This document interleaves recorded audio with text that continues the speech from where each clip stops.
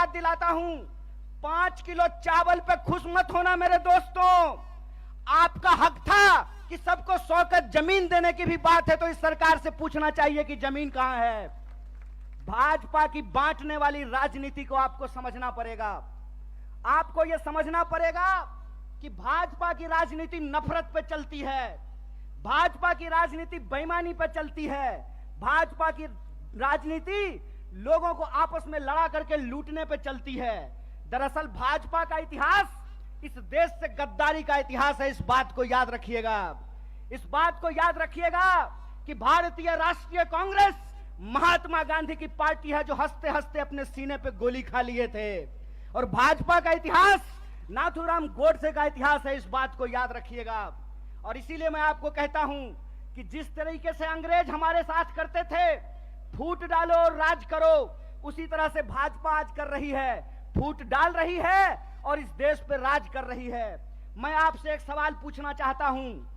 आज 10 साल भाजपा की राजनीति को होने को है, 9 साल देश में भाजपा की राजनीति पूरी हो चुकी है। हरियाणा का चुनाव भी लोकसभा चुनाव के वक्त में होता है, लोकसभा चुनाव के ठीक बाद होता है। आज 9 साल पूरे होने को हैं। मैं सवाल आपसे पूछता हूं, और मैं बाहर से आकर के आपको यह बात समझाने वाला नहीं हूं। आपको यह बात अपने सीने पे हाथ रख करके समझना पड़ेगा कि भाजपा यहां आकर के कौन सी राजनीति की शुरुआत की। भाजपा यहां आकर के 35 बिरादरी और 36 बिरादरी करना शुरू किया कि नहीं किया? हाथ उठा करके बताइए, किया कि नहीं किया? किया ना? तो मैं नड्डा से एक सवाल पूछना चाहता हूं, मैं देश के प्रधानमंत्री से एक सवाल पूछना चाहता हूं, मैं जय शाह के पप्पा से एक सवाल पूछना चाहता हूं कि दुष्यंत चौटाला को बगल वाली कुर्सी पर बिठा करके कौन सा 35 बिरादरी 36 बिरादरी कर रहे हो बे? कौन सी 36 बिरादरी 35 बिरादरी कर रहे हो? खेला करते हो? खेला? अरे झूठा, बेईमानी करते हो।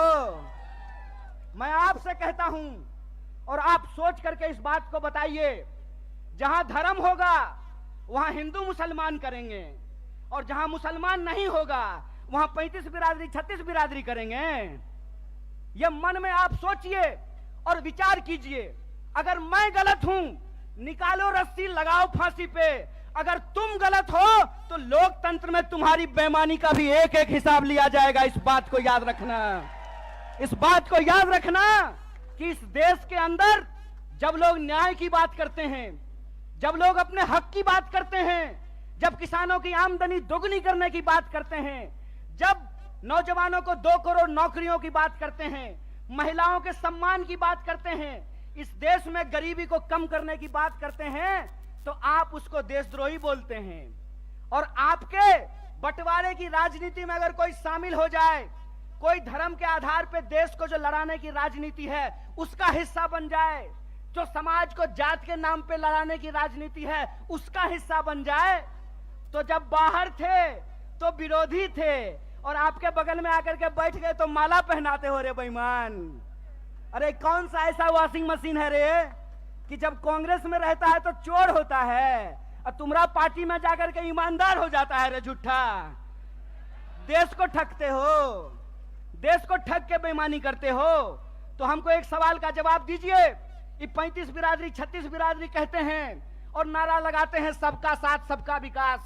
अगर सबका साथ सबका विकास नारा है तो हरियाणा में 35 बिरादरी 36 बिरादरी कौन कर रहा है? भाजपा इस सवाल का जवाब दे। ये सवाल मैं पूछना चाहता हूं, और मैं ये सवाल पूछना चाहता हूं कि हरियाणा के इस तरफ पानीपत में, सोनीपत में 35 बिरादरी 36 बिरादरी, यमुना जी के उस पार 35 बिरादरी 36 बिरादरी नहीं।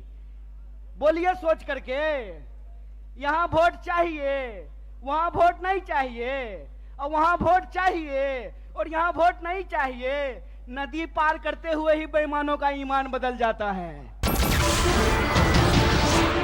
नमस्कार, मैं हूं मानक गुप्ता। अगर आपको हमारा ये वीडियो पसंद आया हो तो इसे लाइक और शेयर जरूर करें, और हां, हमें सब्सक्राइब और फॉलो करना ना भूलें ताकि आप देश और दुनिया की कोई खबर मिस ना करें। तो जुड़े रहिए हमारे साथ और देखते रहिए